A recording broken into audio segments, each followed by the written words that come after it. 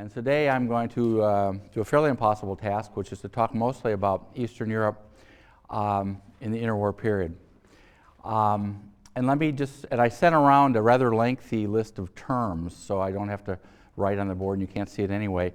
And I'll work from that, so it'll help you, understand. But the big points are clear, and the maps will help you as well. But just a couple things at the beginning that are perfectly obvious. That, in 1914, I mean, few people could have imagined that they would sweep away four empires, et cetera, and take the lives of millions of people. In 1918 and 1919, there was the Great Illusion, and the Great Illusion was held by Wilson and lots of other people, is that wars were started by evil people in high places, which may often be the case, but that the problems left by the Treaty of Versailles were basically insoluble, and that the 1920s and 30s is basically a continuation of the war, and that you can look at the entire period, 14 to 45, as a 30 years war. And that Europe was in depression basically the entire time between the wars, and as we'll see when I talk about Eastern Europe and East Central Europe, that has a lot to do with the instability, the chronic instability of the period. Now, Western Europe and the United States were really not in depression between 24 and 29, and then the thunder comes in 29. And the United States doesn't get out of the depression until basically World War II, instead of, and that's the war economy helps them do that. But Eastern Europe and the places where the instability and the lack of parliamentary traditions was so important is in agricultural depression the entire time. And that by 1939, in Central and Eastern Europe, only one state, Czechoslovakia, remains a parliamentary regime. In all of the others, the Eastern Europe of little dictators and fascist parties and right-wing agrarian populist parties, some of them didn't start out right-wing, poisoned the political atmosphere. And the Treaty of Versailles, when they meet, and these delegations meet, including the former president of Yale, or future president of Yale, then Charles Seymour, was in the American delegation there. They were convinced that they could put an end to all wars. And they would get Germany to sign on the dotted line saying, we started it all.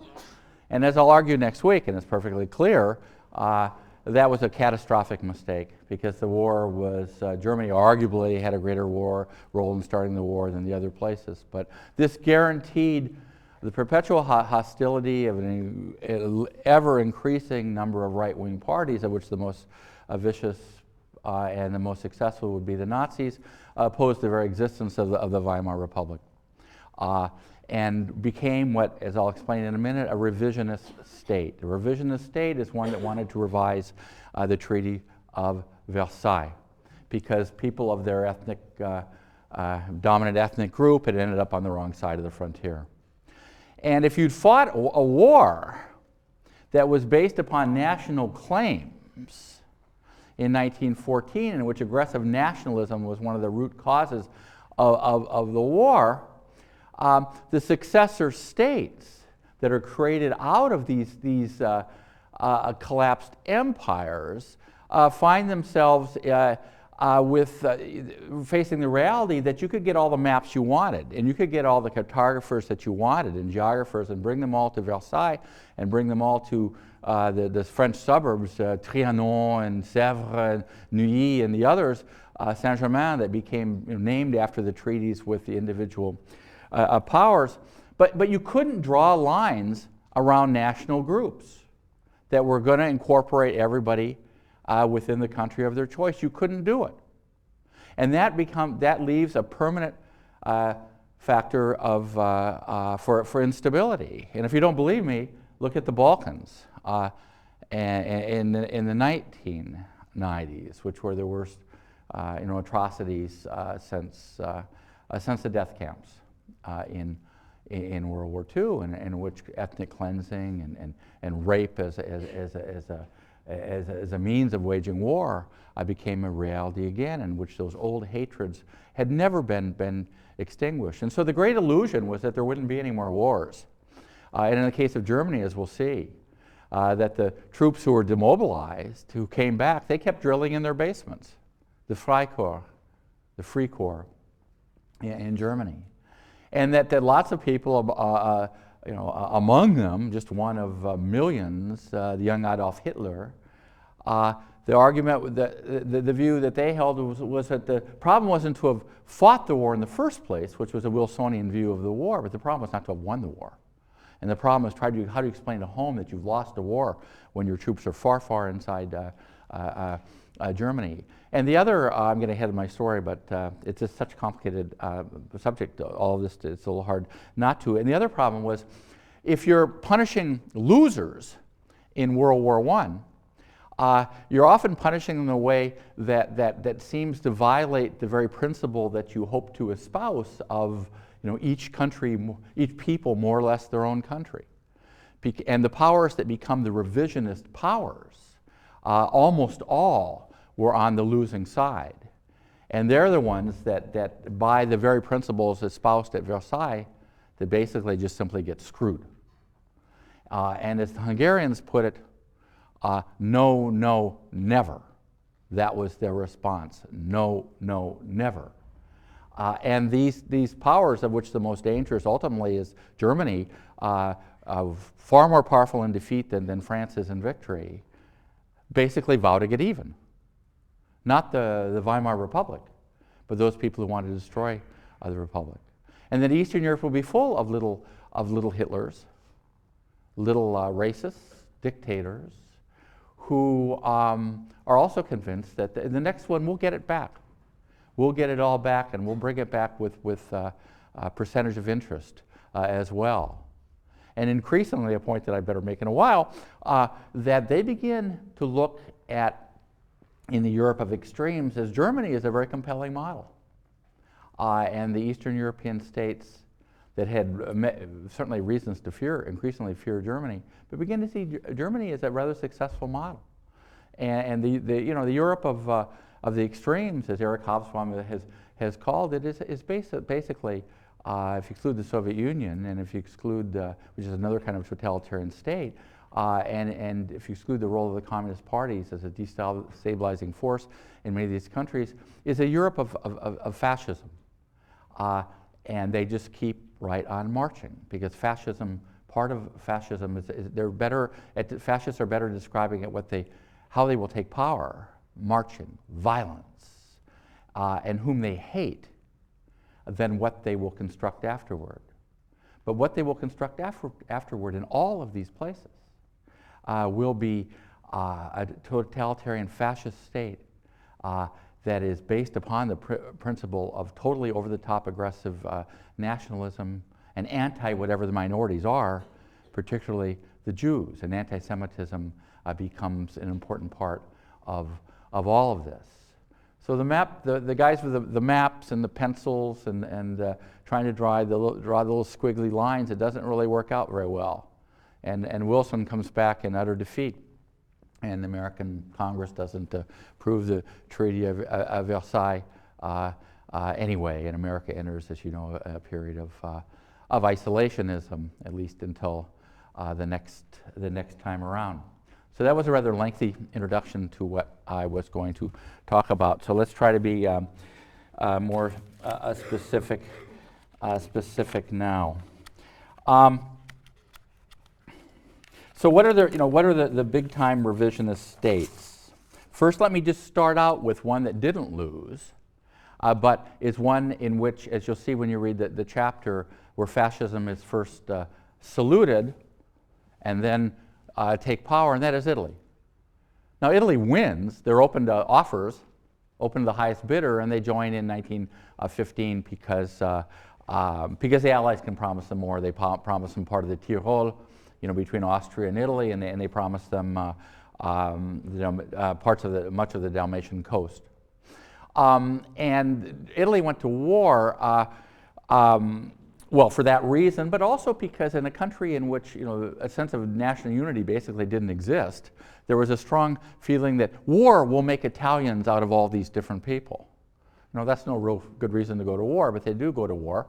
And of course, they were being systematically denigrated by the other Allied leaders for woeful aspects of their army, which also took huge losses, fighting the Austro-Hungarian forces. And so when they come to Versailles, Orlando, who is their representative, he's a junior partner in this. They don't pay a lot of attention to him. And Wilson says, well, you can't give them the Tyrol because they don't have Italian majorities there, and they certainly don't have Italian majorities in the Dalmatian coast, which is populated by, reasonably enough, by Croats, and so they don't get what they want. And Mussolini, who began his career as a socialist, he was the editor of Avanti, Forward, which was the socialist paper. He becomes one of the originators of fascism, and he appeared, as you'll see in the book, on the cover of Time magazine 8 times. He's the guy that got the railroads to run on time in Italy, but only the ones to the ski resorts. Anyway, I don't have time to talk about him now, but so they're kind of a revisionist power. And then Mussolini's discourse about how he's going to turn the Mediterranean into an Italian lake, revive the Roman Empire, and all of that has to be seen in that context. But Italy was not, quote unquote, a loser in World War I, but rather an aggrieved winner. And I guess that's a good way of putting it. Now, the revisionist powers are those that lost. Revisionist powers, of course, no one was more revisionist than Germany, and the German Empire is destroyed. And Germany, I mean, again, this is hard to summarize all this, but Germany, from the very beginning, says that, well, if you're going to argue that national ethnic groups and where they live should determine the drawing of boundaries, then what the Allies did to Germany seemed extremely unfair, and not only to the far right in Germany. Now, this leaves aside the question that I'll come to next week. And John Maynard Keynes, who was a brilliant, brilliant guy, is the one who saw that this is recipe for disaster, the Treaty of Versailles. And he's the one he said, this is just a truce. It's not the end of the war. Because if you make Germany pay for the whole war based on that they've signed the war guilt clause, you're going to so destabilize this country that eventually the right will take over. And that's exactly what happened. But from the point of view of Germany, the most egregious loss that they suffered was the Polish corridor. If you go to Gdansk, which is a wonderful city, which was destroyed during the war, like most every city in Poland except for Krakow, which really got lucky. I can remember going to Warsaw, Auton des Camarades, it was still, under the communist regime, and it was still. When I was a kid, there were still, you could see where there once had been boulevards. The whole place was just absolutely razed. Krakow was very lucky because it survived. But what they do is Gdansk is rebuilt. But Gdansk was a German city. The Polish population was extremely small. You may know of Gdansk because that's where Solidarity began in 1979 and 1980. It's an important port there, and that's where Lech Walesa got his start in the whole Solidarity movement, including some of my friends who were very young printers, historians who were young printers for Solidarity in those days. And as I've said a couple times, I go to Poland all the time for the last couple of years, 5 times or something like that. But anyway, Gdansk, from the point of view of the Germans, was German. The vast majority of the population was German. The Polish corridor divided the rest of Germany from East Prussia, and it was resented. by the Germans, because there was a strong German population that remained. Of course, the Poles, when they look at Gdansk, they look back to when Gdansk was an important port then too in the Polish-Lithuanian Commonwealth. In fact, Poles are quite insistent. Polish historians had the whole concept of solidarity, of sovereignty that emerged in the Netherlands and in England in early modern times was also being constructed in and around Gdansk. And the other big wound for the Germans was, of course, the Czechoslovakia, because the second largest ethnic group in the newly one of the successor states, along with Poland and Yugoslavia, the first, and I have the statistics and what I sent around to you, were Czechs, about 50%.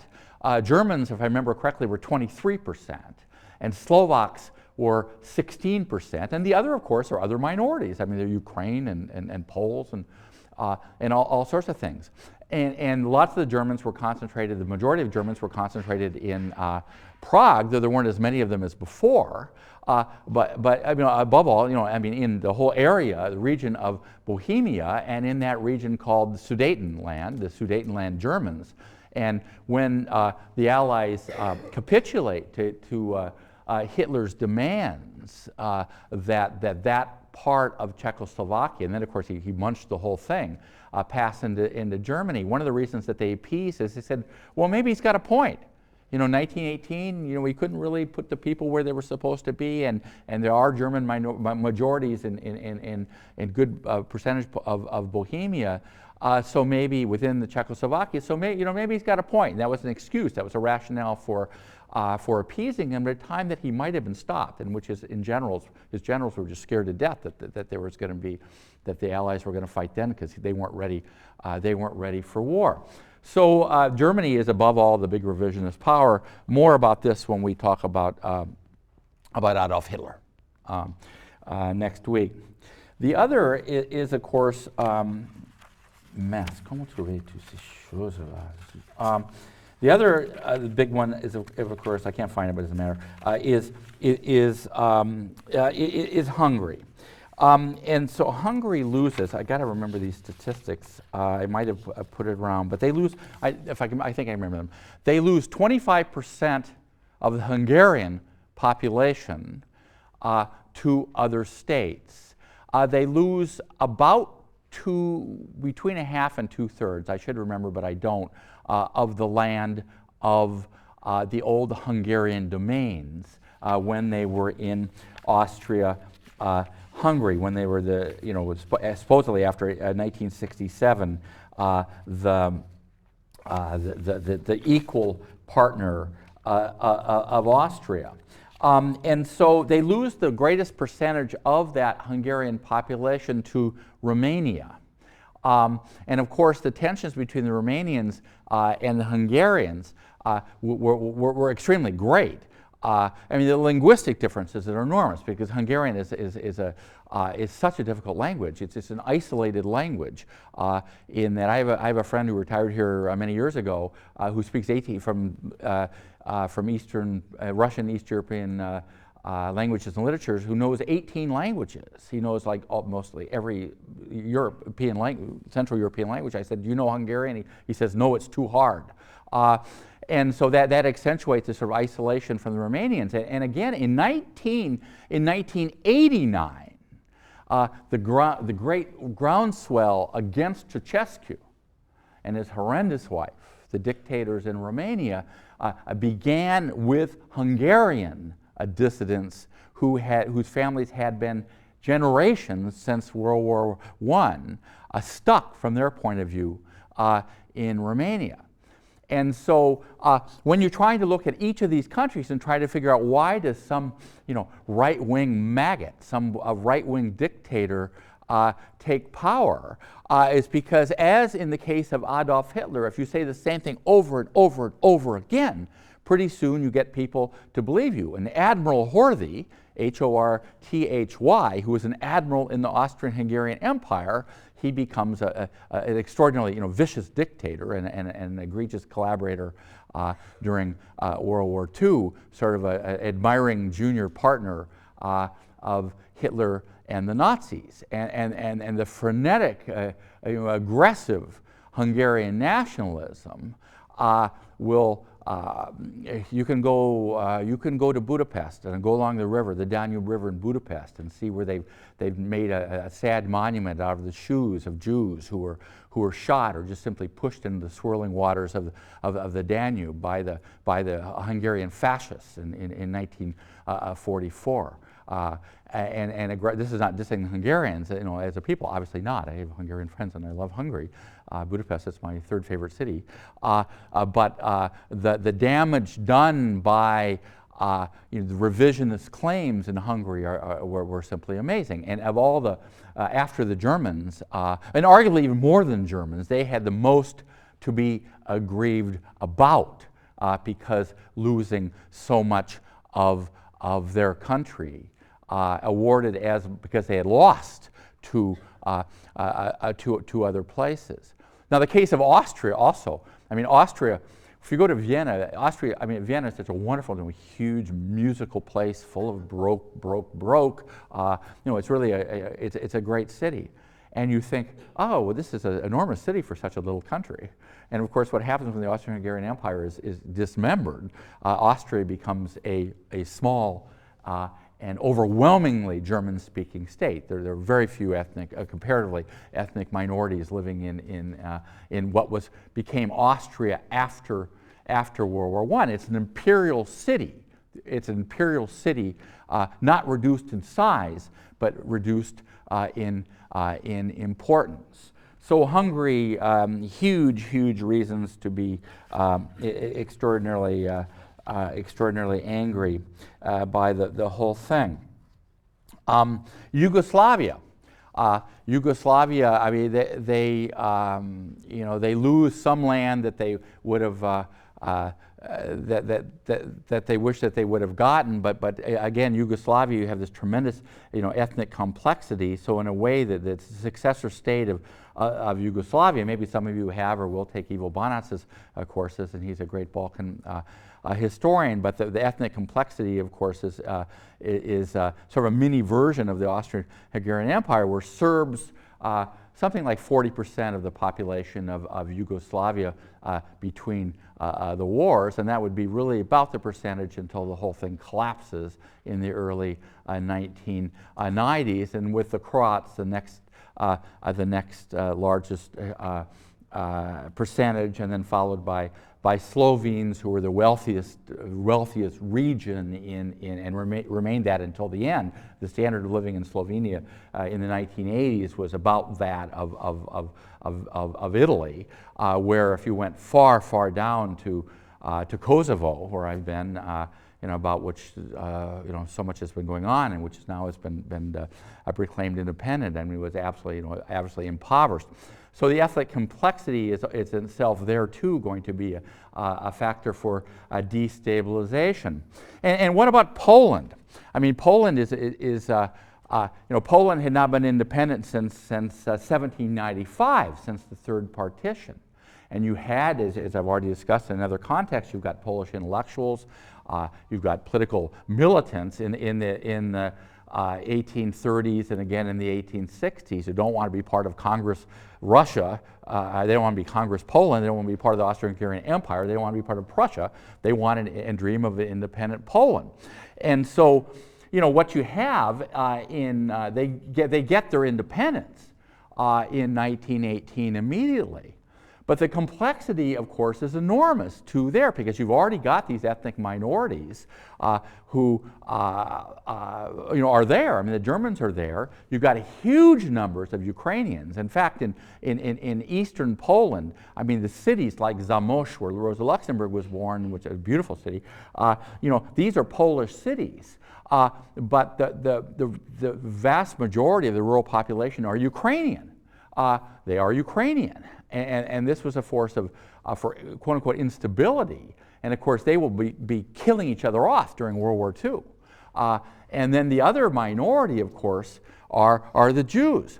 And how many Jews were there in Poland in 1918, 1919? Well, Poland was considered to be, before Israel, Poland was really the cultural heart of Judaism. There are 3 million Jews living in Poland. In the East, mostly Orthodox and Lubavitchers. But when I was in, by the way, this is not just it's a side, but it's a telling aside. When I was in Zamość, we were taken to a synagogue which had been turned into a place where students, lycée students and middle school students exhibited their painting. And I asked the guide who was taking these sort of academics around and press editors and all this stuff. I said, well, look, how many Jews? What was the population of Zamość in 1939? And he said the population of Zamość in 1939 was 39,000. He said, how many Jews were living in Zamość who had been coming to this synagogue in 1939? He said 12,000. 12,000. I said, how many Jews live in Zamość now? 0. 0. The others, if they were lucky enough not to have been killed in the death camps, and I just reviewed a book for the Globe about the ghetto in Łódź, LODZ. They were lucky to get out. Not to jump ahead, but the number of Jews who survived out of the 3 million was about 300,000 Polish Jews who I think came back to Poland at the same time. The point of this is that these ethnic tensions, particularly in a part of Europe where anti-Semitism had been just replete, how can you not, it's a 30 years war, how can you not leap ahead into World War II? Some of the massacres of Jews, for example, during this horrible period were done by Ukrainians in Ukraine, Lithuanians in Lithuania. And many of you have seen just horrific pictures. I can't remember if we have this awful picture that used to be in first edition. I don't even know if it's in the second edition, who were beaten to death.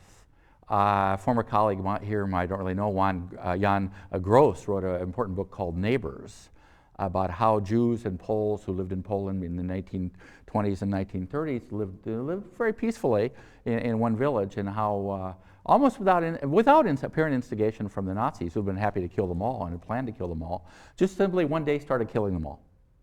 And shot them all dead, beat them to death, put them in barns, burned the barns. And so these tensions, which is aggressive nationalism. In Poland, I go to Poland all the time. It's amazing. It's amazing. There still is this undercurrent of anti-Semitism, and I hope this is being filled. I sometimes forget. They may get letters from, but it's really incredible. I was being interviewed on Polish TV with this other guy, and it was a pleasure to denounce our president. But anyway, but I don't speak Polish. And another time we were all being interviewed, and this guy said, he said, "What do you think of the Jew problem in Poland?" And I was about to kill him. I shouldn't say that, but take him out, and not really, but I was pretty mad. And then this woman who was there, who represents the Jewish community, such as it remains in Israel, she said, no, it's a question of language.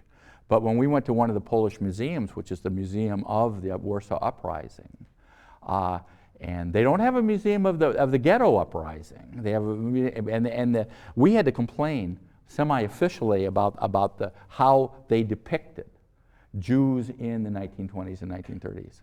So this is not the dump on Polish. What is the dump on Polish anti-Semitism? But not as Poland as a state. But these tensions they're exacerbated in World War, between the wars.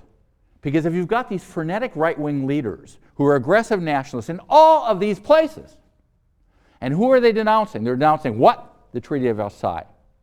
Who? Romanians, if they are Hungarians, et cetera, et cetera. You pick the nationality, and Jews most anywhere. And it was there.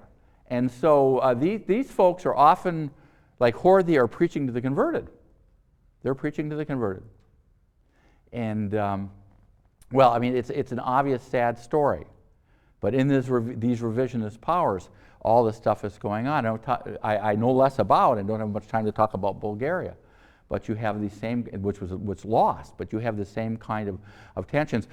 Turkey was just completely, that's arguably the harshest treaty, is that with Turkey, because they lose much of the, most of what's left really in the Middle East of Turkey, and this gets transformed into mandates under British and French control.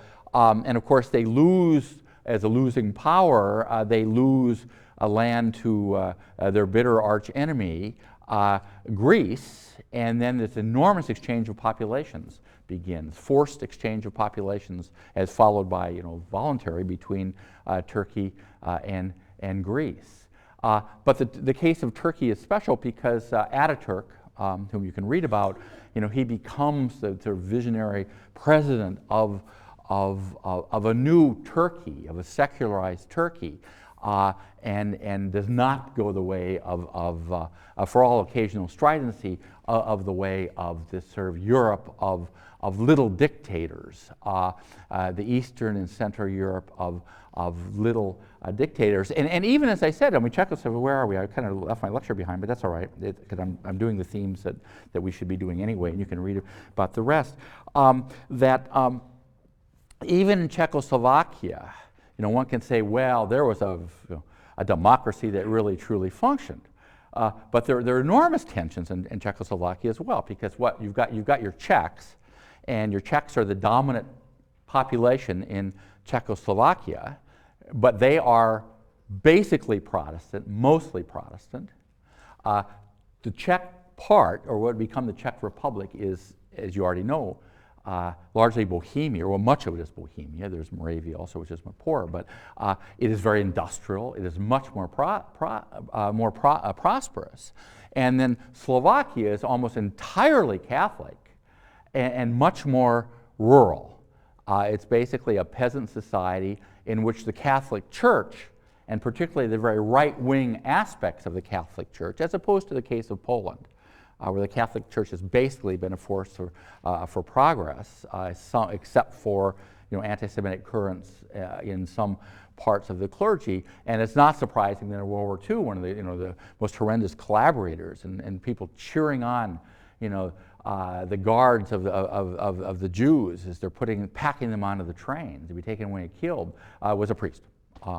And again, I mean, I'm not dissing the Catholic Church. I was raised at a Jesuit high school, and again, but there were tensions within Czechoslovakia also, that even in the triumphant case, I mean, triumphant until the German legions start marching in, and then they start killing Jews again there, or not again, because there really hadn't been pogrom and stuff like that there.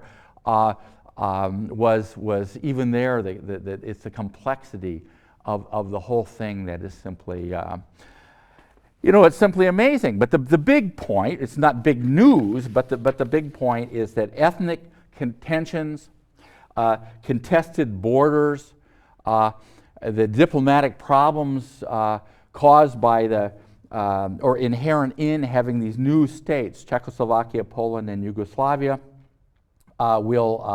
will continue to be very, very important in a place that had virtually no parliamentary traditions.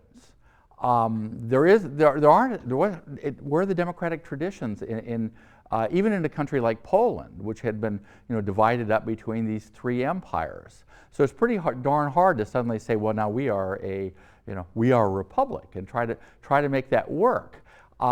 It's very, very difficult. Indeed, there's a mistake in that book, or at least my Polish friends tell me it's a mistake, as I have described Pilsudski, Pilsudski, whose parents and who himself thought he was Lithuanian at the beginning, but I already talked about that. He's described as being right-wing. He began his career as being kind of left-wing, but he's the first to destroy a parliamentary regime, and he does that in 1926. Pilsudski is a great hero in Poland still. I was taken on almost a forced march to see his tomb. Why? Because he, in the miracle of the Vistula River, the Vistula is this monumentally important river in Poland, that the Red Army You know, Trotsky's Red Army is moving toward Warsaw and imagining that they're going to move toward Berlin and assist this the revolution in Germany. And they're turned back in the suburbs of Warsaw, the miracle of the Vistula by Pilsudski. And of course, this gives him a kind of a prestige and identification with the Polish state that is obviously important. And so he, in 1926, he says, look, this is impossible. He puts an end to the parliamentary regime, at least in reality.